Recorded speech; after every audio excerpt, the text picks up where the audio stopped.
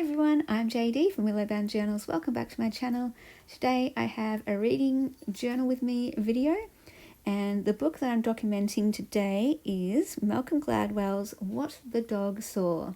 This is a really fun story of how I read this book. Very, very random. So when I was on holidays for a week in Cairns, the holiday house that we stayed in had a bookcase. And there were a few books in there, and just amazingly it so happened that quite a few of the books were the types of books that I would read. I do enjoy a lot of non-fiction books, things about philosophy, psychology, science, behaviour, economics, those kinds of books. And when I saw the Malcolm Gladwell book, there was only one, I thought, wow, how cool, how random that there just happens to be a book that I would really want to read in this random bookcase. I have read some of Malcolm Gladwell's books in the past. Blink was my favourite one from him. Really, really enjoyed that book. And yeah, this book I really, really enjoyed as well. And it was so good to read while I was on holidays. Every morning I would often wake up and the first thing I would do would be read for an hour or so and read while I had breakfast, and then would often go out and would sightsee and do whatever we did during the day. Then would come back in the afternoon and I'd read for another hour in the sun, and then I'd read before I went to bed. And so I managed to finish this book while I stayed there that week, and I really, really enjoyed it. It was the perfect book for me to read on holidays, I felt like, and it was just so enjoyable. I just was so thankful. You know, when you find a book like that you're just so thankful that you get to read it. Yeah, that's what this book was. Anyway, so that's the story of how I started reading this book. And also, in the last few years, I've listened to Malcolm Gladwell's podcast called Revisionist History. Love it. So good. So good. I would definitely re-listen to episodes. And because now I hear his voice through that podcast, it kind of felt like, oh, I know this person. He's an old friend, because I know his voice. I know what he sounds like. So finding this book and reading this book was like, yeah, I'm reading a book from an old friend. Anyway, so this book, it has a whole bunch of different stories. Each chapter is a different story about, you know, just the most random things, honestly. One story was about tomato sauce and why tomato sauce is, like, a particular brand of tomato sauce always just won out of all the other different brands of tomato sauce. And it went into the terminology that they use in food tasting or whatever, food testing. Amplitude is the blendedness of the flavors, and I think everyone now has heard of umami.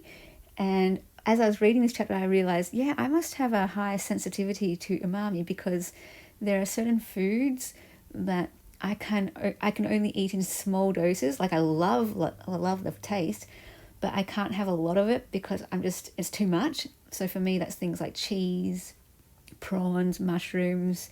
Like, I love it. I just want to dig in, and then all of a sudden I'm just like, oh, I can't eat anymore. This is way too much. And then other people, I was talking to my sister about this chapter, and we were saying perhaps other people have a low sensitivity and they therefore need heaps and heaps of sauce and heaps of flavour on their meals because they can't taste it without putting on lots. Whereas I need it a bit more stripped back. We're not sure if that's true. We're discussing this, but an interesting idea to think of, that we all have different unique taste buds, and yeah, interesting. So another chapter that I was really kind of captured by was one about dog behaviour. And yeah, it's just what I love about Malcolm Gladwell's writing and books is he presents his topics that are so oddball and so random sometimes that you'd never think of before, like tomato sauce, whatever, okay. But the way he writes, it's so interesting, so engaging, that you might think, oh, I don't want to read about tomato sauce, that's boring. Like, what? But the way he writes and tells his stories, like, he's a wonderful storyteller. It just is so fascinating and engaging. And as I was reading this book, I guess I was just appreciating his writing style more than anything. and just the way it sucked me and drew me in and engaged me. And I'm trying to think, like, analysing, how does he write? And it's just, he kind of writes from my favourite writing style of personal essay, where you grab at different things to tell the story. You don't just tell it in chronological order, in boom, boom, boom order, and there it is. That would make sometimes for a boring story. But he brings in this person, and he brings in this event, and he brings in this date, and he interweaves it all, and sort of like a mystery. And he brings in this other thing, and like, why did he mention that? And then it all comes together at the end, and you're like, oh, I see why he mentioned that. And I don't know, it's really engaging, very clever writing. And I was thinking about also his writing, it's about ideas. And it's sort of like he writes biographies of ideas, like how they came to be. He traces the history of them and all that kind of thing. And yeah, really fascinating. I love it. So instead of like a biography of a person, he shares how an idea was shaped, and all the different players involved, and all the different things to think about. And it's not just, his writing isn't just about, oh, here's this thing, there it is.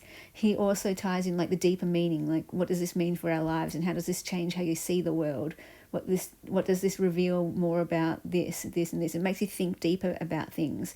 So when I was reading that chapter about tomato sauce, for example, it made me actually think about, what am I tasting? Like, I've never even thought about this before, but yeah, the foods that I love most, they're the ones that feel the most blended, and all the flavors are equal. Nothing's overpowering anything else. And, you know, I would never have thought of this before without this book. And it just helps me, you know, stop and actually appreciate and not take things for granted, because of his writing. It makes you actually pay attention to the world that you're in, and look at it with new eyes, and look at it with wonder.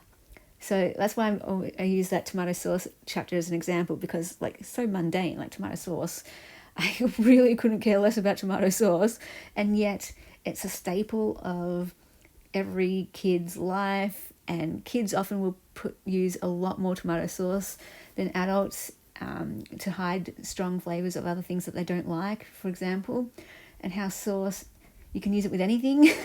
And so yeah, it really just got me thinking about sauce and the big role it plays in it, culture and society and families. And yeah, anyway, fascinating. There was another chapter I just want to mention quickly. It was about creative people. So of course this one resonated with me, and how some people, everything they touch is just creative magic, you know, and other people, it takes them years and years of hard work, and it's only in the later years where you see the fruit of their labors, type of thing. And that's just encouraging to all creative people, that if you're not seeing amazing work now, that, you know, don't get discouraged, because maybe you're a late bloomer. There are people who can create straight away. They see it in their head and they, boom, create it. Whereas late bloomers, it could take them years and years for an idea to fully be visualized and made tangible. And they go on a longer journey, a more slow journey, where the idea has to, I don't know, for want of a better word, fertilize. It has to, you know, it takes time for it to become fully realized. It takes time, and you might go off this tangent and that tangent, and it's all part of the idea growing and growing.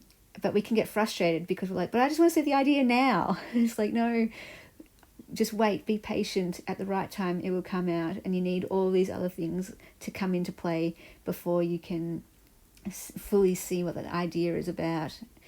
I don't know if that makes any sense, but that just really encouraged me, because I go from one project to another project, and I have all these ideas and I have all these things I want to do, but and then sometimes I get frustrated because I'm like, I have nothing to show for it. Like, I want to be a writer, but where are my books? The kind of thing. Some authors have 20 books published by the time they're 40. Others though, their first book they publish at 70. And that's okay. Whichever one you are, it doesn't matter. As long as you believe in yourself, if you believe in your creativity, and it does help to have people around you who support you and believe in you too. But don't just get discouraged if you're a late bloomer. Late blooming creativity is all around us throughout history, and we can be part of that rich history as late bloomers. Late bloomers unite. Yeah. Anyway, I give this book 3 stars because even though it was absolutely magical to read while I read it, I probably don't think I would read it again. Like, I'm not desperate to read it again, but yeah, really enjoyed it. Thank you so much to my beautiful patrons who supported me in October and allowed me to create and share videos for another month. If you would like to become a patron in November and support what I do here, that would be so appreciated. I'll leave the link below to my Patreon in the description box below, where you get access to extra videos, first preference for my journals, behind the scenes updates, and if you're a Ruby tier or high, you get every single digital kit from my Etsy plus an extra one every month. And there are also some mail tiers. You get something sent to you in the mail.